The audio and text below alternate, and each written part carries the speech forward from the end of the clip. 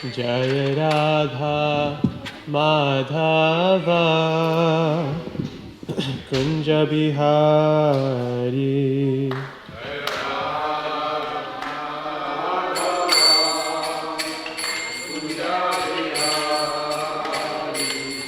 Jaya Radha Madhava Kunja Bihari.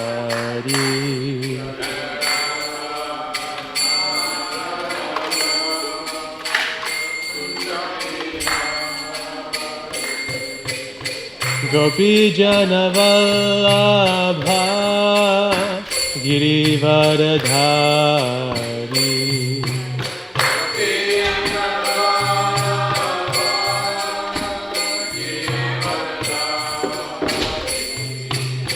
Gopi Jana Vallabha Girivaradhari.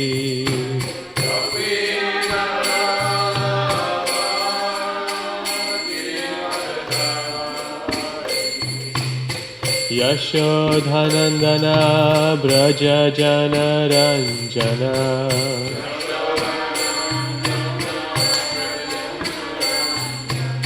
Yashodhanandana Braja Jana Ranjana.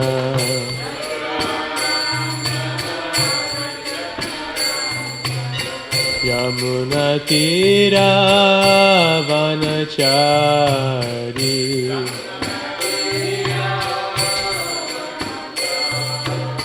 Yamuna Tira Vanachari.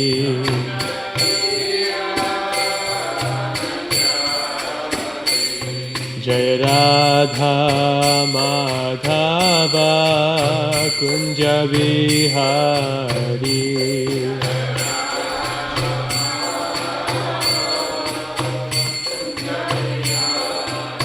Jaya Radha Madhava Kunja Bihari.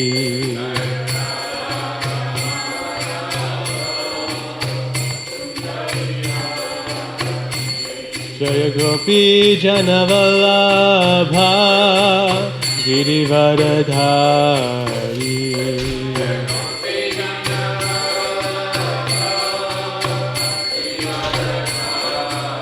Jaya Gopi Jana Vallabha Girivaradhari.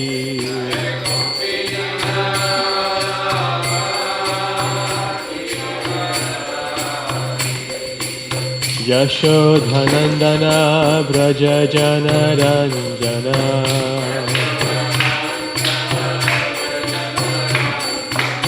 Yashodhanandana Braja Jana Ranjana. Yamuna Tira Vanachari.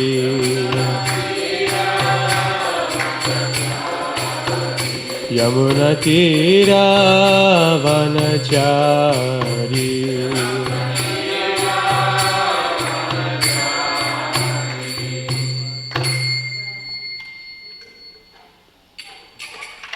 Om Namo Bhagavate Vasudevaya. Om Namo Bhagavate Vasudevaya. Om Namo Bhagavate Vasudevaya. Narayanam Namaskritya Naram Chaiva Narottamam Devim Saraswatim Vyasam Tato Jayam Udirayet Nashtapraesha Badreshu Nityam Bhagavata Sevaya Bhagavati Utamashloke Bhaktir Bhavati Naishtaki.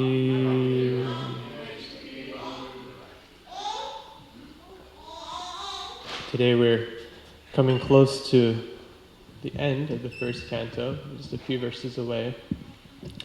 It's Srimad Bhagavatam, Canto 1, Chapter 19, Text 35.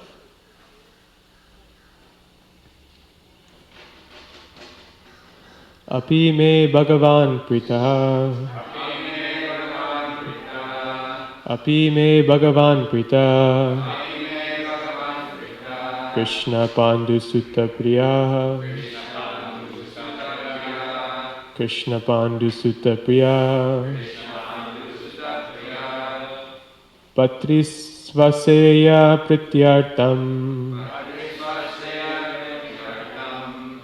Patrisvaseya Prityartam. Tadgotrasyata bandavaha. Tadgotrasyata bandavaha. Please chant. Me Bhagavan Prita.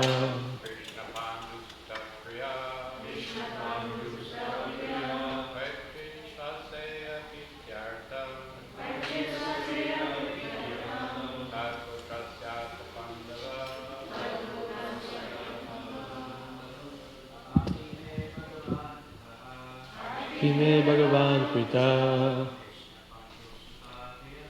Krishna Pandu Sutta Priyaha. Paitrisvasya Pratyartam. Tadgotrasyata bandavaha. Hime Bhagavan Prita. Krishna Pandu Sutta Priyaha. Paitrisvasya Pratyartam. Tadgotrasyata bandavaha. Api me Bhagavan Prita. Krishna Pandu Sutta Priya.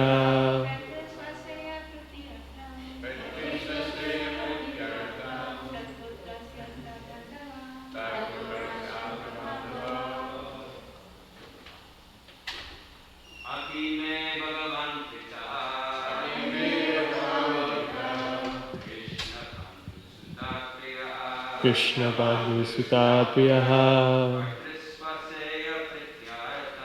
Patisvaseya Prityartam. Tadgotrasyata bandava. Api, definitely. Me, unto me. Bhagavan, the personality of Godhead. Pritaha, pleased. Krishna, the Lord. Pandu Sutta, the sons of King Pandu. Priya, dear. Paitri, in relation with the father. Svaseya, the sons of the sister. Priti, satisfaction. Artam, in the matter of. Tat, there. Gotrasya, of the descendant. Ata, accepted. Bandavaha, as a friend. Translation. Lord Krishna, the personality of Godhead, who is very dear to the sons of King Pandu, has accepted me as one of those relatives just to please his great cousins and brothers. Purport. A pure and exclusive devotee of the Lord serves his family interests more dexterously than others, who are attached to illusory family affairs. Generally, people are attached to family matters, and the whole economic impetus of human society is moving under the influence of family affection. Such deluded persons have no information that one can render better service to the family by becoming a devotee of the Lord. The Lord gives special protection to the family members and descendants of a devotee, even though such members are themselves non-devotees. Maharaj Prahlad was a great devotee of the Lord, but his father, Hiranyakashipu, was a great atheist and declared enemy of the Lord. But despite all this, Hiranyakashipu was awarded salvation due to his being the father of Maharaj Prahlad. The Lord is so kind that he gives all protection to the family members of his devotee, and thus the devotee has no need to bother about his family members, even if one leaves such family members aside to discharge devotional service. Maharaj Yudhishthira and his brothers were the sons of Kunti, the paternal aunt of Lord Krishna, and Maharaj Parikshit admits the patronage of Lord Krishna because of his being the only grandson of the great Pandavas. I'll read the translation one more time. Lord Krishna, the personality of Godhead, who is very dear to the sons of King Pandu, has accepted me as one of those relatives, just to please his great cousins and brothers. Om Jnanatimandasya Panchamashalakaya Chakshurumilitam Jena Tasmai Shri Guruve Namaha Nama Om Vishnupadaya Krishna Krishnaya Bhutale Srimate Bhaktivedanta Swami Nityananda Namaste Saraswateve Gauravani Pachayane Nirvisesha Shunyavadi Paschacha Deshitarine Vancha Kalpatrubhyasya Kripa Sindhupadevich Patitanam Pavanevyo Vaishnavevyo Namo Namaha.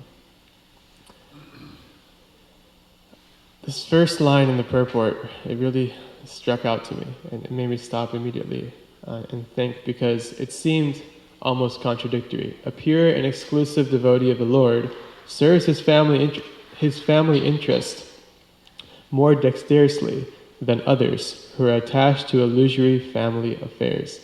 And my first thought was, oh, but that doesn't make any sense, because isn't it that as devotees, the intention is to detach oneself from family life, especially as life goes on, and that's the purpose of the later stages and ashrams of life. And even as a grihastha, it's always meant to be directed to the Supreme Lord. So how is it that a pure and exclusive devotee serves his family interest more skillfully than those who are engaged in material life? And this point that's being brought up here, it really brings to the potency of bhakti, and it really brings to the power of devotional service. And when performing devotional service, there's a potency that goes far beyond, or beyond what we can comprehend with our senses, honestly. We can see we're becoming more spiritually inclined, and maybe we're having an effect on people that we talk to, and we can perceive so much, but there's so much that happens in the background. And there's so much sukriti that takes place and affects the lives of others around us that we don't even know. And these things, simply by hearing them and having faith, we can understand a little bit. But ultimately, the potency of Krishna, it's beyond our logical understanding. And the potency of devotional service is also beyond our logical understanding.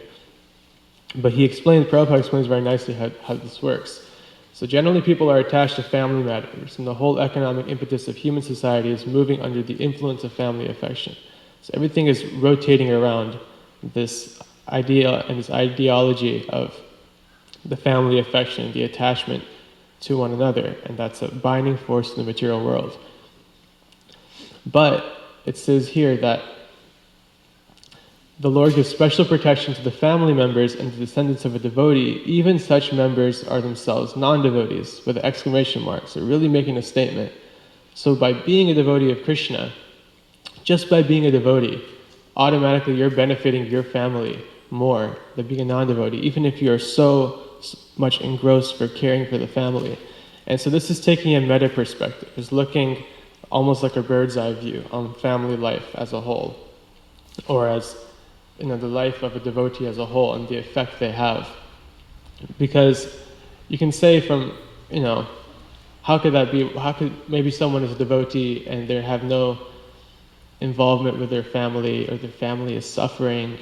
And of course, it's not stating that that's okay necessarily. It's not stating that it's okay not to take care of one's family or certain aspects like that. But it's saying in the greater perspective, by being a Vaishnav, there's so much that is well done for family members. And what I thought of after that is a similar, at least contradiction for me, and that's hearing that Krishna consciousness is the greatest welfare work.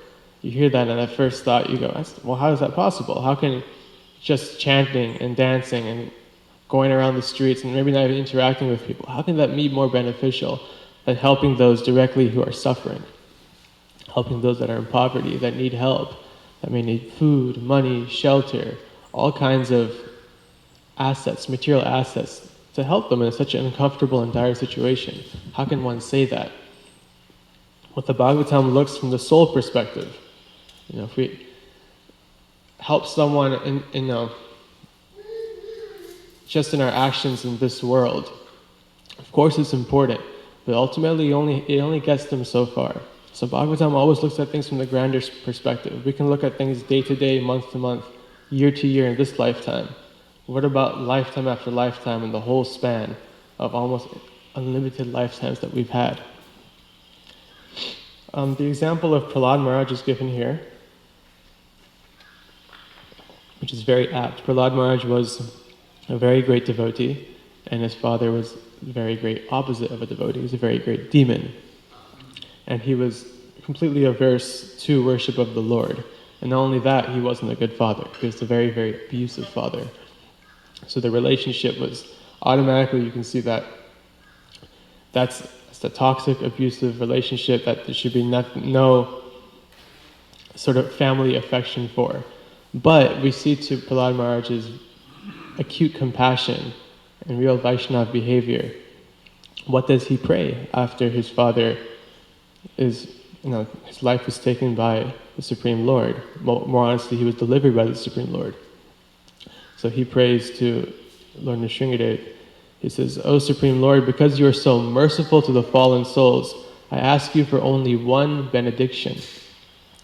And this is after Lord Nrsingadev offers so many different boons to Prahlad Maharaj, but out of his compassion, he asked just for one benediction. "I know that my father, at the time of his death, had already been purified by your glance upon him, but because of his ignorance of your beautiful power and supremacy, so due to his ignorance, he was unnecessarily angry." He says he was just in ignorance. He didn't understand fully. And because of this reason, he falsely thought that you were the killer of his brother. He didn't understand things, again, from the meta perspective. He was thinking just on the bodily platform. And because of this, he directly blasphemed your lordship, the spiritual master of all living beings, and he committed heavily sinful activities directed against me, your devotee. So, considering all this, I wish that he be excused for his sinful activities. And it's incredible. So, it's after all that was happened to him, after all that was done to him, the mood of a devotee is still to be compassionate to those who may it cause suffering to him, just because of the familial affection and relationship that's there. He recognizes, I only here because of my parents and my family, and the greatest gift I can give them is mercy from the Supreme Lord. And that's just due to his position as being a devotee. He recognized that. And Lord Nrsingadev was very pleased. The Supreme Personality of Godhead said, "My dear Prahlad, O most pure, O great saintly person, your father has been purified. And not only has he been purified, along with 21 forefathers in your family." 21 forefathers. Incredible. Because you were born in this family, just because you were born in this family, and we understand that birth in the material world is just, that's not, for materialists, that's all in all, your family, and it says here, everything is, the whole material society is based upon family life and the family, and that's so important for so many, but we understand that that's just our life in the material world, and that's not our real birth, that's not our real constitution. And so it says here, because you're born of this family, the entire dynasty has been purified, just by Maharaj Prahlad's purity. And Srila Prabhupada, he explains a little further here. It says the word Tri Saptabhi means 7 multiplied by 3. In one's family, one can count back 4 or 5 generations to one's great-grandfather, or even one's great-great-grandfather. But since the Lord mentions 21 forefathers, this indicates that the benediction expands to other families also.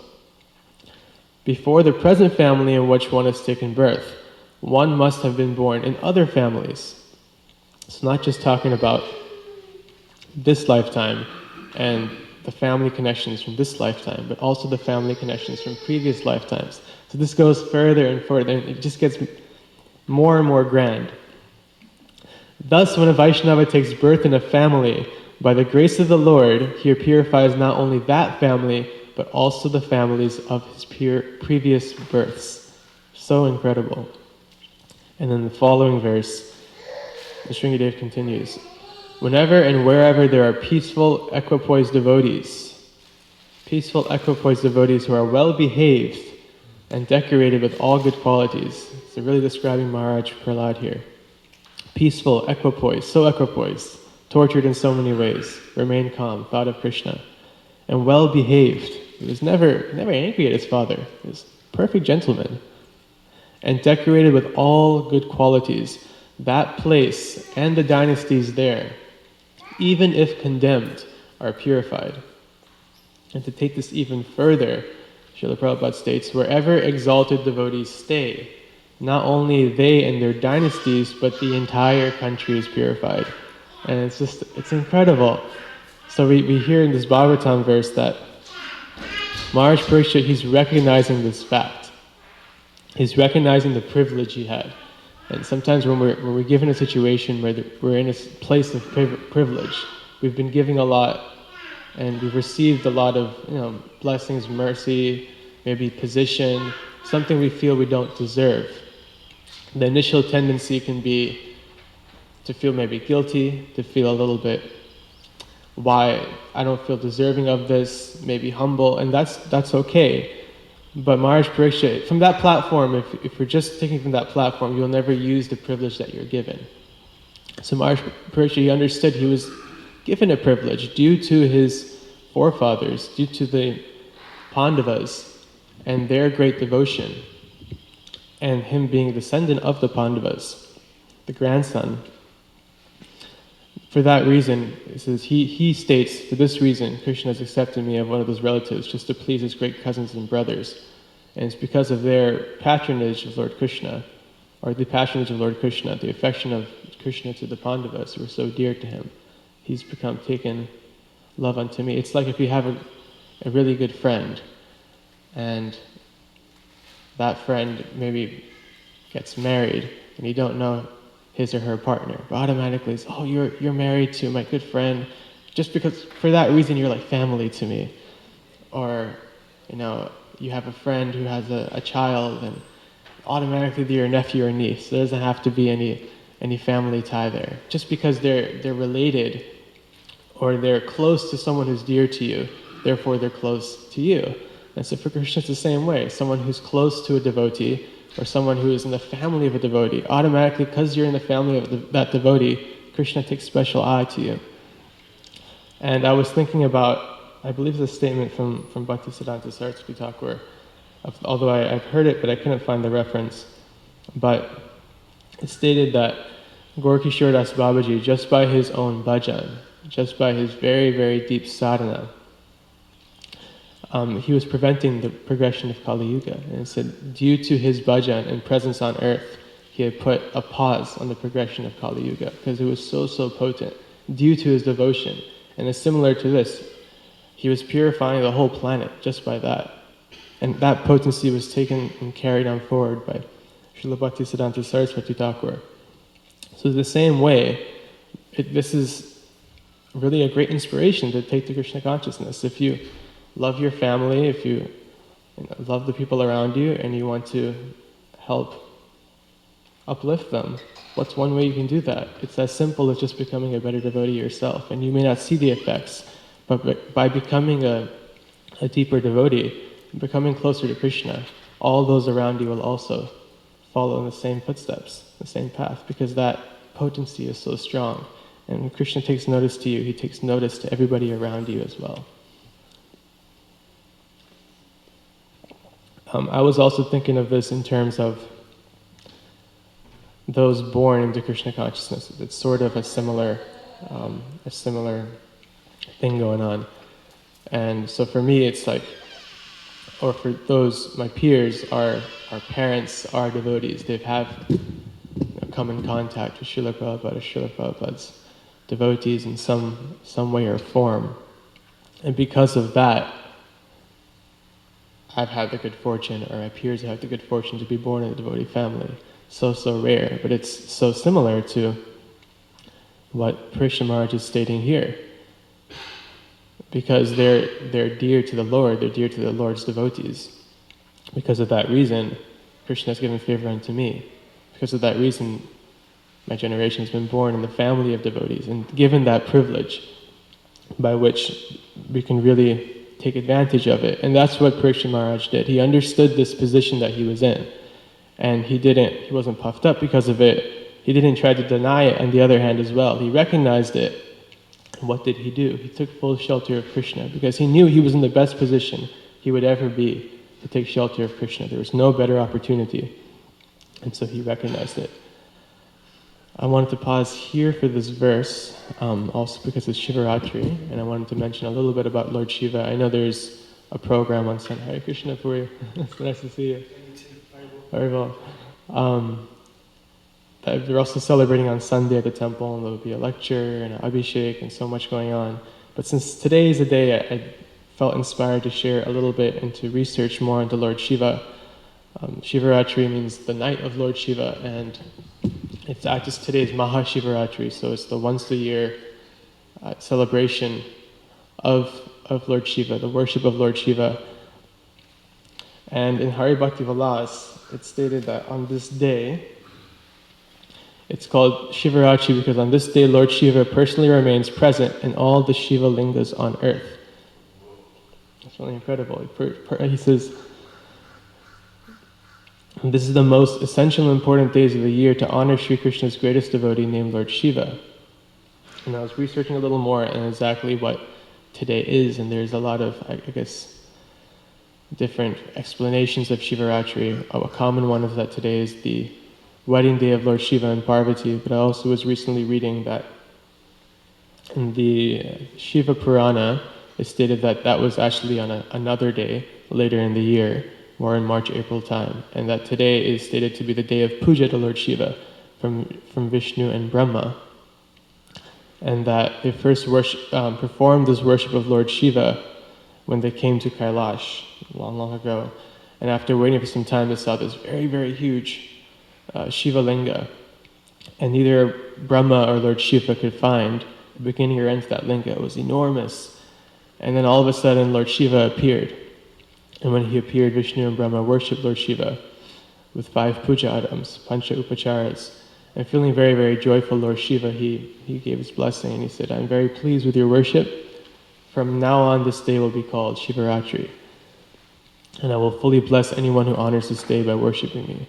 And so that began the tradition of Shivaratri and this particular day as a very potent day to worship Lord Shiva. There's another statement in Hari Bhakti Vilas that states that there's 2 very important days for Vaishnavas to observe, and this one really struck me. And I was thinking 2 very important days, maybe Gaurpurni, maybe. Of course, those are also very important days, but specifically in this section, Srila Sanatana Goswami is stating these 2 very important days for Vaishnavas to observe are 1 Janmashtami and 2 Shivaratri. And the reason being is observing the appearance day of the Lord and also observing the day of puja, the day of worship to his greatest devotee. And so, as a Vaishnava, as a devotee,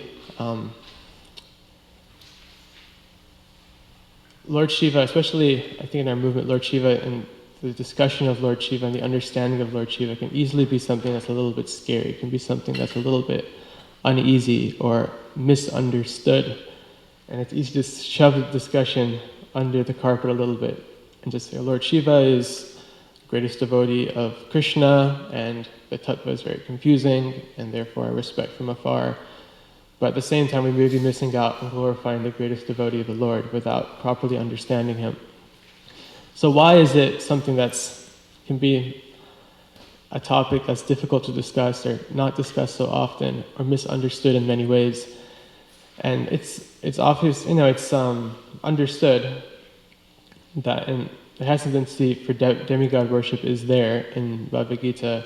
Krishna explains, men of small intelligence worship the demigods, and their fruits are limited and temporary. But those who worship the demigods go to the planets of the demigods, and my devotees ultimately reach my supreme abode. So in Mauritius, devotees were also struck with this question. So they were coming in contact with many Indians and Hindus who believed Shiva was supreme. And they would say, oh, so, about Lord Shiva, Lord Ram, he was praying to Lord Shiva. He was praying to him on the banks before crossing the ocean to go to Lanka. And so he's taking Lord Shiva as being God. What do you have to say about this? And devotees told Prabhupada, we didn't have an answer. Srila Prabhupada, how do you explain this? And so Prabhupada, he said, Lord Ramachandra worshipped his devotees, just as sometimes Krishna worships Radharani and touched her feet, and just like Krishna was tolerating ear pulling by Mother Yashoda.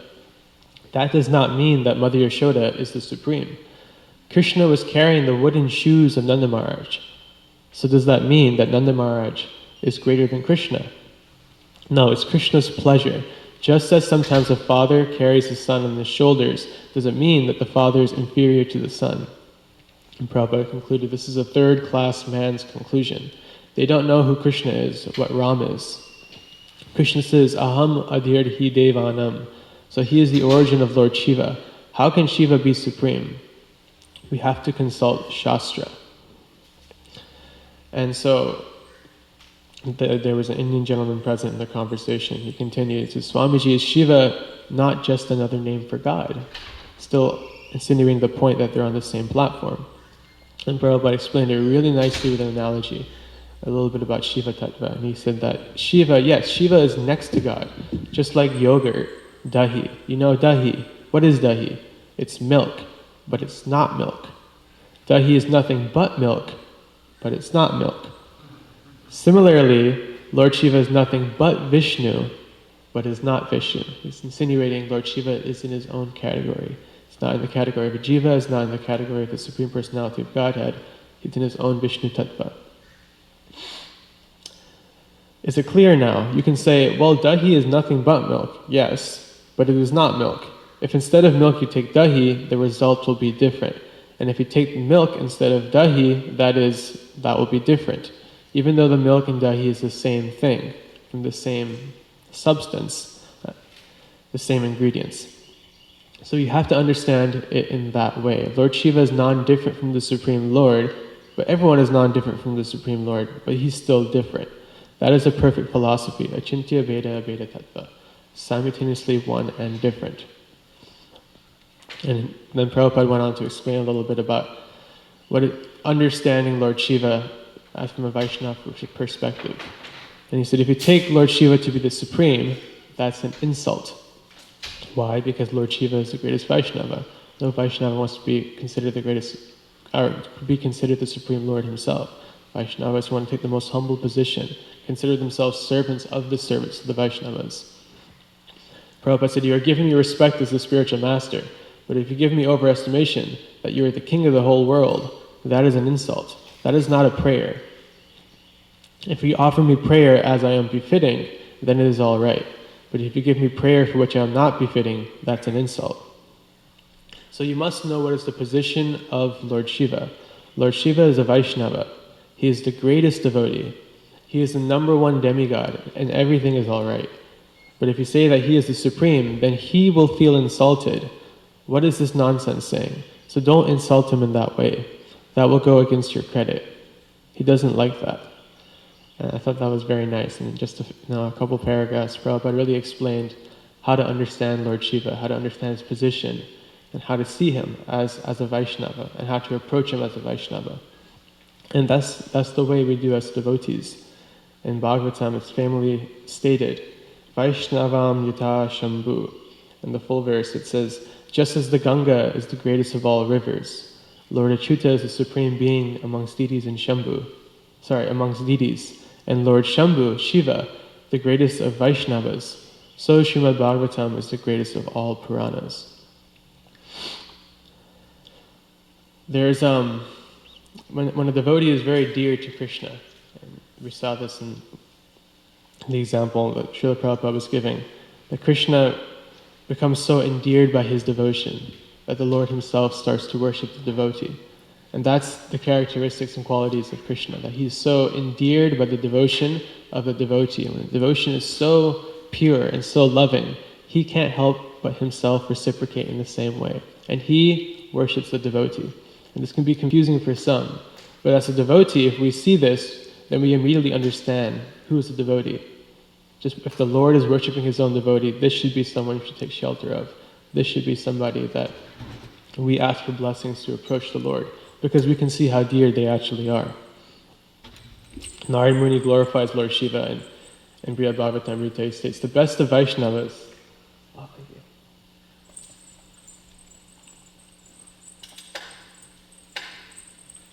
He says, Lord Shiva, the best of Vaishnavas therefore aspire for your mercy. Lord Krishna also has great regard for you, and he extensively spreads your glories. Has Krishna not worshipped you many times in various incarnations, and taken from you many boons? And there's a really beautiful pastime in Lord Chaitanya's pastimes, where he himself also worships Lord Shiva. After, on his journey to Jagannath Puri, he stops along the way, and so many pastimes happen.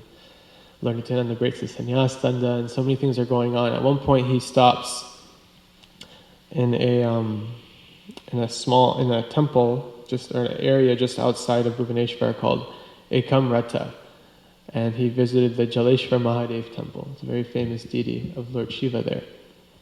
And this deity in this temple was very, very dear to Chaitanya Mahaprabhu. So Lord Chaitanya, he stopped at this temple on his way to Puri. And during his stay, there were many brahmanas who were worshipping the deity. And they were chanting, and they were singing Lord Shiva's names, and they were dancing in front of the deity, and they were rubbing sandalwood on the deity, this Shiva Lingam.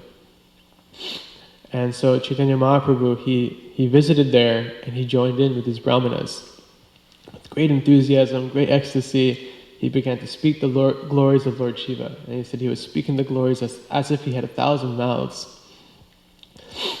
And so he continued in this way. And then Lord Shiva, I found this extremely interesting because it includes my name in it. He said he sang before the deity, and he did this to reveal to Lord Shiva that he was most dear to him. He clapped and danced, and he sung Shiva Rama Govinda. Shiva Rama Govinda. He sung this, and he danced in front of the deity over and over again. And it said that here Mahaprabhu composed and recited Shivashtakam. It's 8 verses in glorification of Lord Shiva. And it's beautifully, it's a really nice ashtakam. It's quite long as well, so I won't get into the details of it. And this is all this information was taken by Murari Gupta and his references and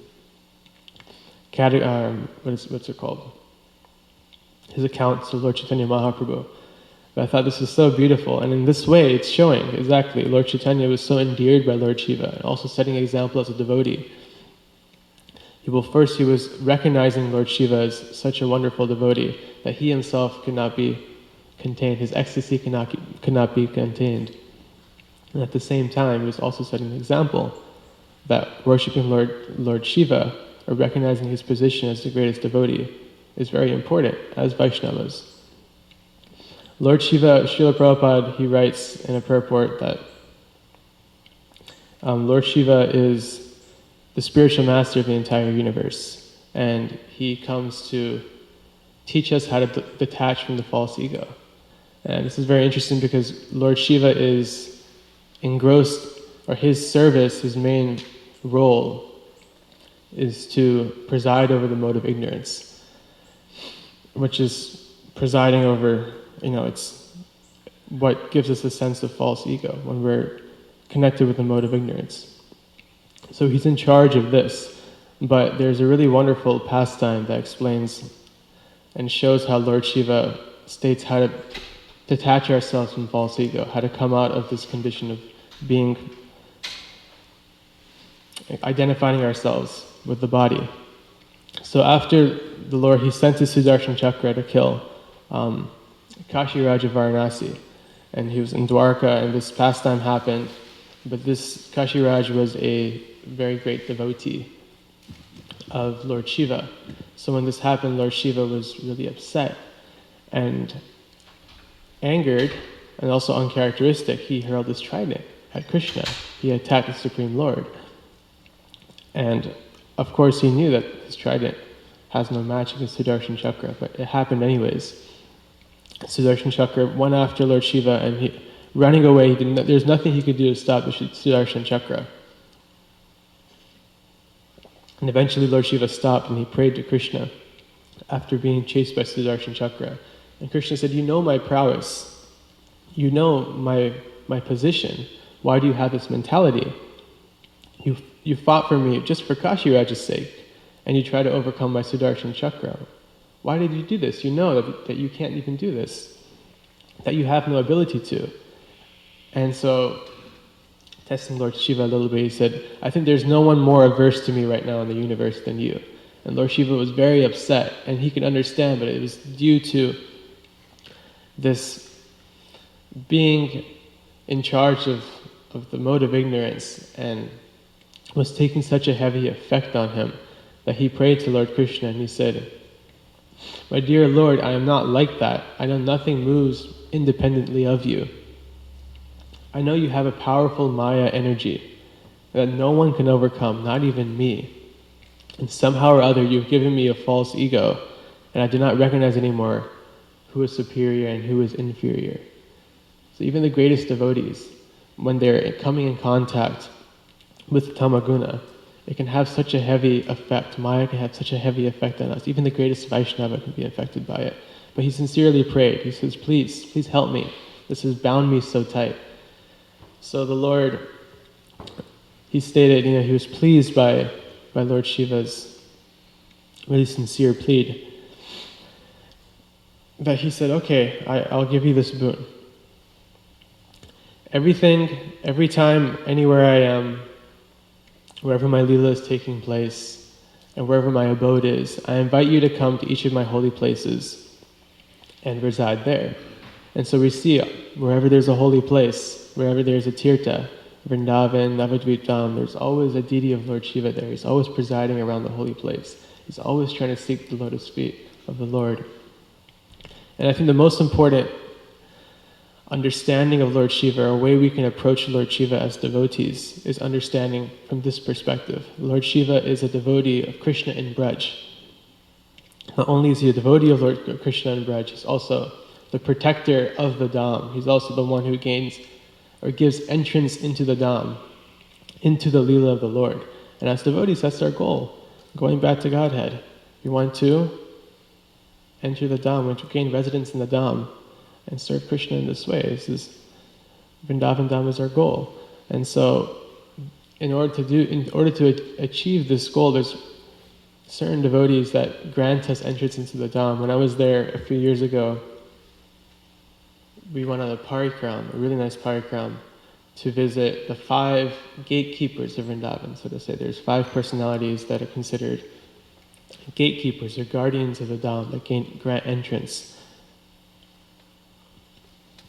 There's Jamuna Devi, there's Brinda Devi, Purnamasi or Yogamaya, the dasa Vrindavan, and Lord Shiva. And Lord Shiva and Gopeshwar Mahadev is often and famously known as that deity which protects the Dham. And devotees always go there, often first when they go to the Vrindavan, worship Lord Shiva, ask for blessings to gain entrance, ask for blessings to approach Krishna in Vrindavan.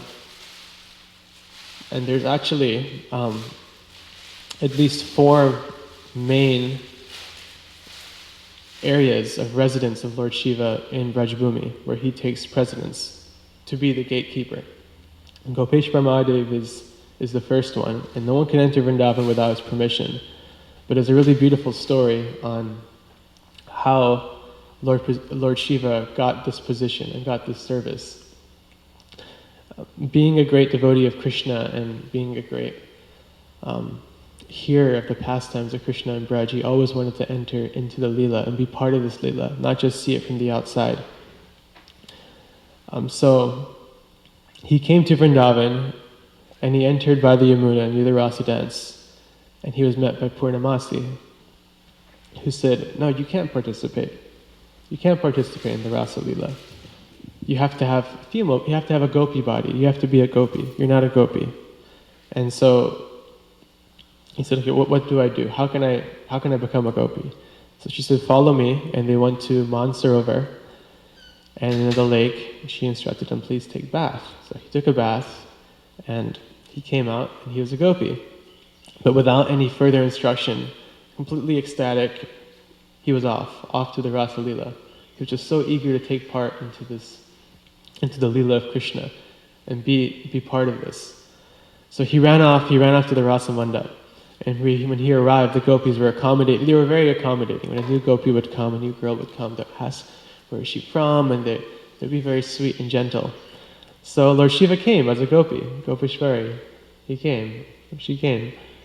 And they gathered around her and said, oh, what village are you from? And he almost said, Kailash. No, not Kailash, I can't say that. And he was silent. Didn't know what to say. And they go, oh, what's your husband's name? Nothing to say, silence again. How many cows does your husband have? How many children do you have? And quickly he realized this wasn't planned, this wasn't me. I can't fake being a gopi. And then they started realizing something's going on. And they became hostile. They started looking at him. Who is this intruder in the Rasa Leela? Are they going to hurt our Radha and Krishna? And they started coming closer and ganging up. And at that point, Purnamasi came back and said, gopis, please, this is Mahadev, this is Lord Shiva. And when I heard this, it was just so funny that here is Lord Shiva, this destroyer of the universe, the great, unlimited Lord Shiva, the fearful Lord Shiva to many, the one who the Brajabasis themselves worship in order to gain the favor of Lord Krishna. This is also what they do. And there he is, practically being embarrassed by quote-unquote village girls. It's just it just shows the hierarchy and the level of where the gopis are at. Completely different level. And Purnamasi said to Lord Shiva, maybe this is, actually no one can participate in the Rasa dance unless they're actually a gopi, and no one can come from even the greatest Vaishnava cannot participate in. And seeing this and hearing this, Lord Shiva became very upset. And it's upset in the term that he really wanted so much to be part of this Leela. But she recognized this and she said, okay, well, there's one service that you can do. Even though you cannot enter it, from a distance you can be there. And not only that, I'll give you the service to protect the Leela, to protect the Rasa dance, and to protect the Dham. You can be the guardian, you can be the gatekeeper. And so from this point on, Lord Shiva, he stayed outside, just the center of Vrindavan, really, Vrindavan town and Gopeshwar Mahadev. And this is his position to this day. And not only that, he's there in other major parts of Braj. He's there in Radhakund, who's Kundeshwar Mahadev. He's there in Govardhan near Manasi Ganga as Chakleshwar Mahadev. He's there in Nandagaon at Krishna's home, in the home of Nanda Baba as Nandishwar Mahadev. In fact, the whole hill, in which on the top is the home of Krishna and Balaram, of Nanda Maharaj, is called Nandishwar Hill. And that hill in itself is also a personification of Lord Shiva. He thousands of years back, and long before Krishna came on earth to do his pastimes, he prayed. And he did so much austerity to the Lord. He said, I just want to be a mountain in Vrindavan. Krishna said, what do you mean a mountain? He goes, a mountain so that I can constantly take the dust of you and the coward boys and the gopis. This is his position. So like this, wherever there is a pastimes of Leela of the Lord going on, Lord Shiva is also present there. And why is that? He's the greatest devotee. The greatest devotee has to be close with it. Wherever Krishna is, he's seeking that out. Just like a bee is seeking out wherever the nectar is. He's always going to that spot. So the devotee is always trying to find where Krishna is and reside there. And that's his only desire. And I'll end with one prayer, and this is by Srila Vishwanath Chakravarti Thakur. And there's a recollection of Srila Bhakti Siddhanta Saraswati Thakur praying this in Bhuvaneshwar to a Shiva Lingam. It's recorded in the Harmonist that he offered these prayers in front of Lord Shiva. It says, O Shiva, O gatekeeper of Vrindavan, O you who are accompanied by Uma, Parvati, O you who carry the moon in your hair, O Lord Shiva, worshipped by Sananda Kumar, Sanat Kumar, and Narad Muni. O Gopishwar, the worshipful deity of the gopis, desiring that you bestow upon me love for the divine couple, Sri Sri Radha Madhava, who perform joyous pastimes in Braj, I offer my obeisances unto you again and again. And that's how we approach Lord Shiva, understanding that He's the gatekeeper to Vrindavan. He's the worshipful deity of the gopis. They also come to Lord Shiva to gain favor of the Lord.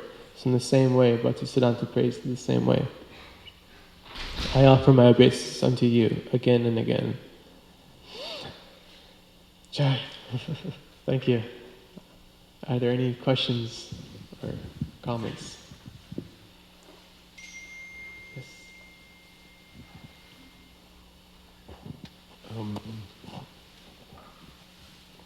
Hare Krishna. Yeah, you were saying that Shiva Ratri, that is when in all the Shiva Lingams, Lord Shiva is there. So what is that Ratri? What does that word mean? Is there some definition?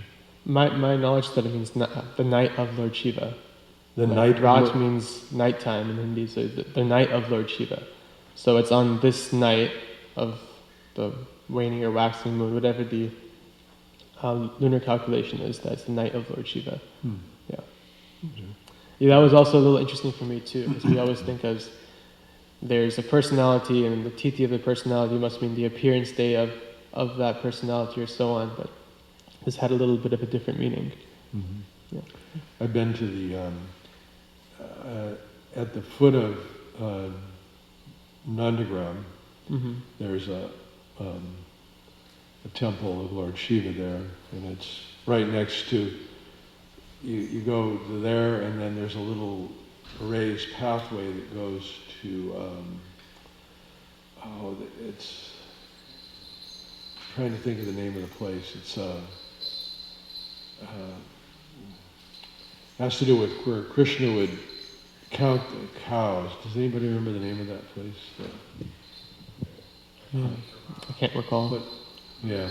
Anyway, it's a really beautiful little setting there. Mm-hmm. There's Lord, there's Nandagram, and I think that particular place has to do with a pastime where Lord Shiva went to Nanda and Yashoda's house there. Yeah. He wanted to see. Wanted to see Krishna, and when I think his mother saw him, he said, "No, you." Yeah, they're all scared of him. They told him to go away. And then Krishna came to him and said, "Somebody came to see me, Yeah. And made her bring him back, Yeah, so. yeah. It's in that Leela when he came back and he came close to the Lord went to touch him and with 3 fingers touched his head. Oh. That's where the 3 lines came from. Oh, that's... Yeah. Okay. Yeah. Okay. It's a beautiful story.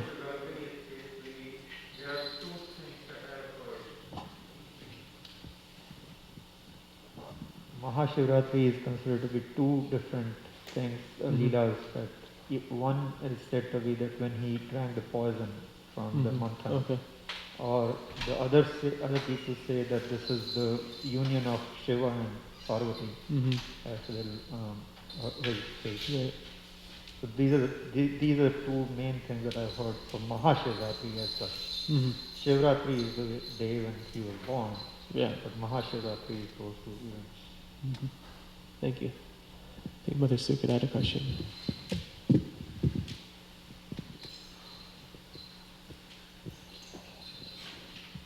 I just really appreciated how you're describing the dearness of a devotee of Krishna and how we might, our cousin gets married and that person automatically is in the family.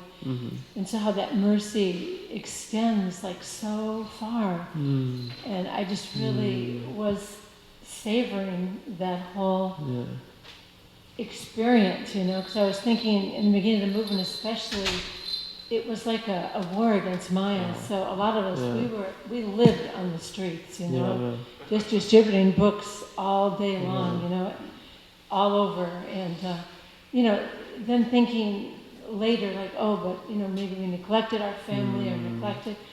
But actually, like you said, that Krishna, first of all, he's not an ingrate. Second of all, he just appreciates it. So everyone benefits from it. And that in 21 generations, I've heard 7, and I've heard... Yeah, I was also, my wife and I were discussing yesterday, is it 7? She's like, 7 is a lot. Would it be 7? And then I read 21, and I was like, whoosh, mind blown. Wow, it's incredible. Like really unbelievable, our fortunate position. So yeah, just make us so grateful for your Thank you. class. Thank you for the comment.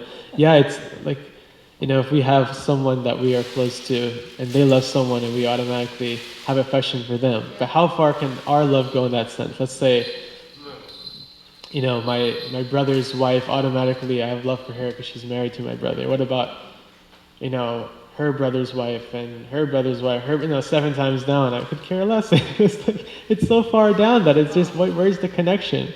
But for Krishna, he's so loving, so much more than we can even consider or imagine, that this is one way to get a grasp of it.